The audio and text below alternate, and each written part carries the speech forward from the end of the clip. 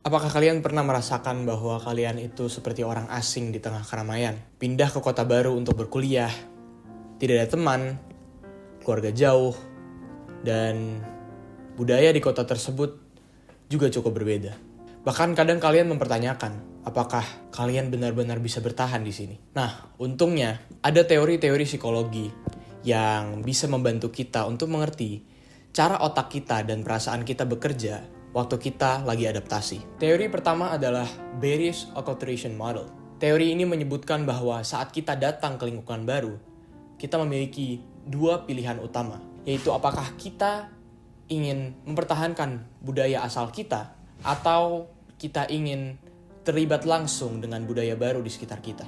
Dan dari sini ada 4 strategi. Kalau kamu tetap ingin menjadi diri kamu, tapi juga terbuka sama lingkungan baru, itu disebut integration. Dan cara ini adalah cara yang paling sehat untuk beradaptasi. Kalau kamu melepas budaya asal demi ikut 100% dengan budaya baru, itu disebut assimilation.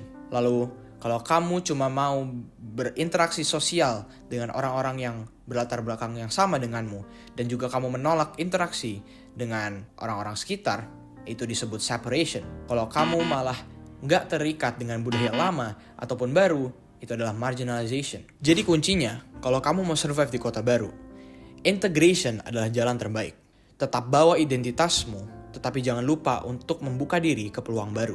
Sekarang teori kedua, Uncertainty Reduction Theory oleh Charles Berger dan Richard Calabrese. Bayangin kamu masuk ke kampus baru, ke lingkungan baru, di mana pastinya kamu akan melihat orang-orang yang baru juga. Pasti ketika kita melihat seseorang, ada pertanyaan-pertanyaan yang muncul di dalam otak kita. Seperti misalkan, apakah orang tersebut adalah orang yang cocok dengan kita, akan menjadi teman baik kita, atau bahkan apakah orang tersebut akan menjadi orang yang membuat kita tidak nyaman berada di lingkungan baru tersebut. Teori ini bilang bahwa manusia itu secara alami memiliki dorongan untuk mengurangi ketidakpastian.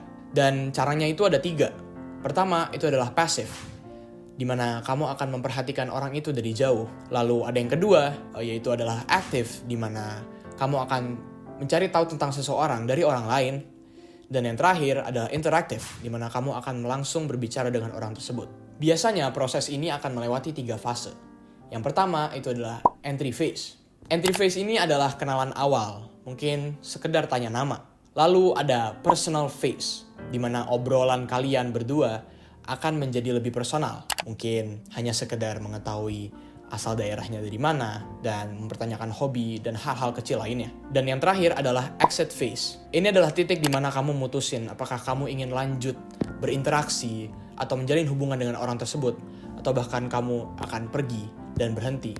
Mengerti pola ini akan membantu kamu agar kamu menjadi lebih percaya diri. Kamu tahu kapan harus maju, kapan harus berhenti, dan membantu kamu untuk terhindar dari kesalahan-kesalahan melangkah. Dan yang terakhir ada teori Broaden and Build Theory oleh Fredrickson.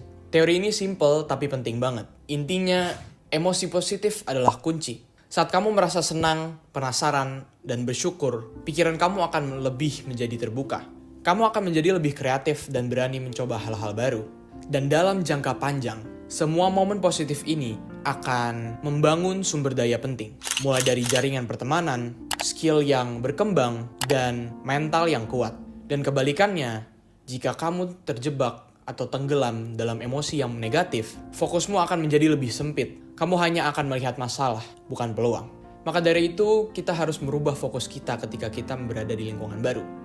Jangan fokus kepada rasa asing ataupun takut. Cari dan ciptakan momen yang positif. Ikut komunitas, ngobrol dengan orang baru, atau sekedar explore tempat-tempat yang belum pernah kamu datangi.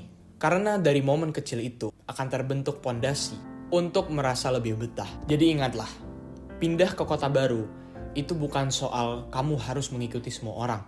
Tapi bagaimana caranya kamu dapat menjadi diri kamu sendiri. Tetapi kamu juga harus bisa terbuka dengan kesempatan baru. Kamu juga gak harus tahu semua jawabannya hari ini.